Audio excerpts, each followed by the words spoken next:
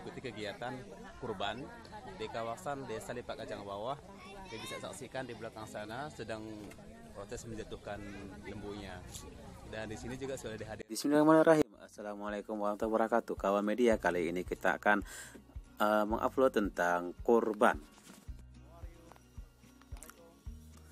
Idul Adha pada setiap tanggal 10 Zulhijjah juga dikenal dengan sebutan Hari Raya Haji, di mana kaum muslimin yang sedang menunaikan haji yang utama yaitu wukuf di Arafah.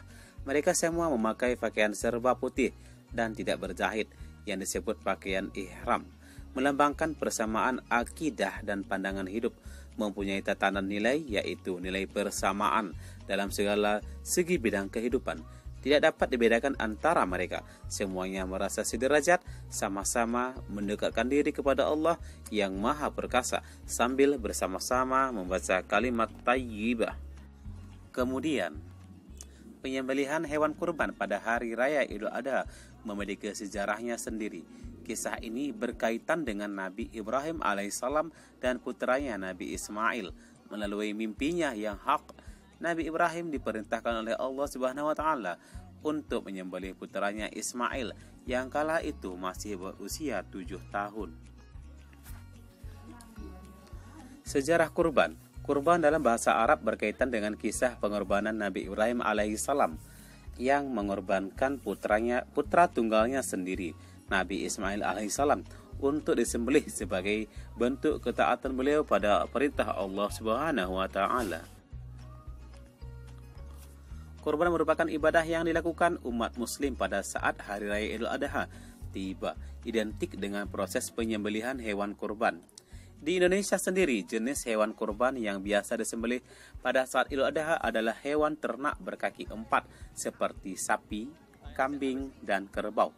Sementara di wilayah negara Timur Tengah, hewan ternak untuk kurban berupa unta, domba, dan biri-biri.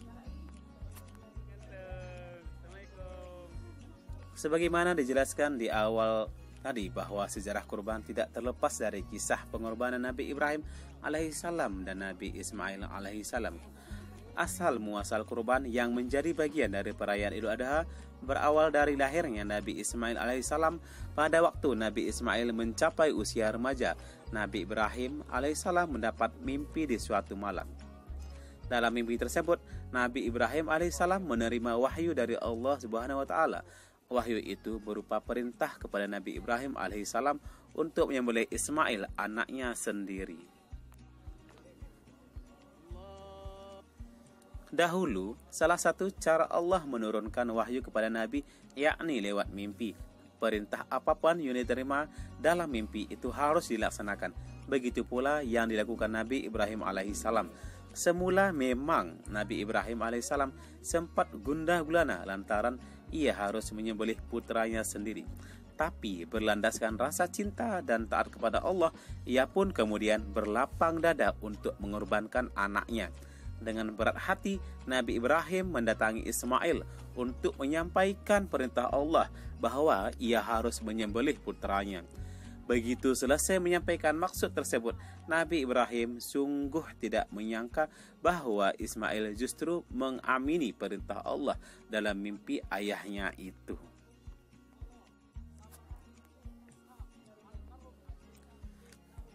Tanpa merasa takut atau bahkan marah kepada ayahnya, Ismail lantas mengiyakan dan menerima perintah Allah tersebut dengan begitu ikhlas. Maka tatkala anak itu sampai pada umur sanggup berusia bersama-sama Ibrahim, Ibrahim berkata, "Hai anakku, sesungguhnya aku melihat dalam mimpi bahwa aku menyembelihmu. Maka pikirkanlah apa pendapatmu." Ia menjawab, "Hai bapakku, kerjakanlah apa yang diperintahkan kepadamu. Insya Allah kamu akan mendapatiku termasuk orang-orang yang sabar." Itu terdapat dalam Quran Surah As-Saffat ayat 102.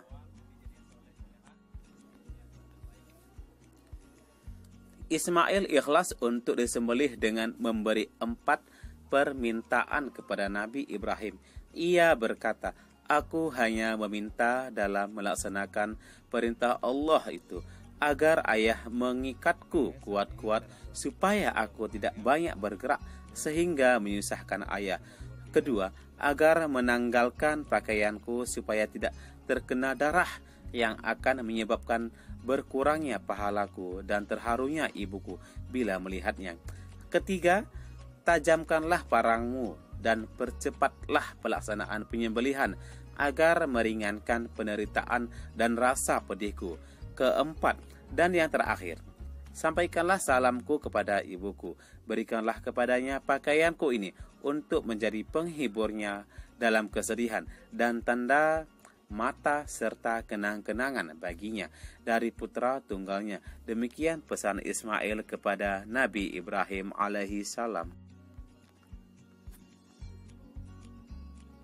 Maka kemudian Ibrahim memeluk Ismail seraya mencium pipinya dalam berkata, bahagialah aku mempunyai seorang putra yang taat kepada Allah, bakti kepada orang tua, yang dengan ikhlas hati menyerahkan dirinya untuk melaksanakan perintah Allah Subhanahu wa taala.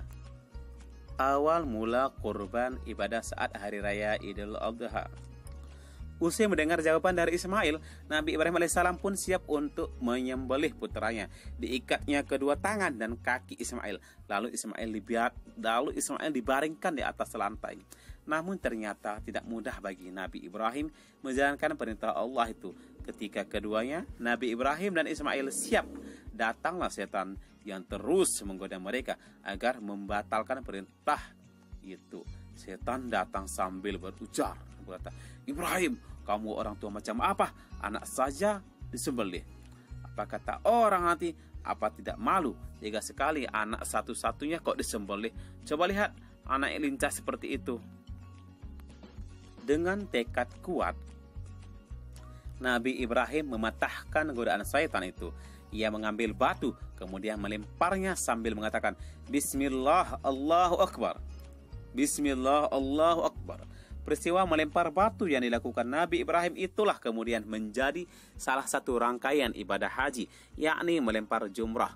Kemudian Nabi Ibrahim pun memantapkan niat untuk menyembelih Ismail tepat pada tanggal 10 Zulhijjah.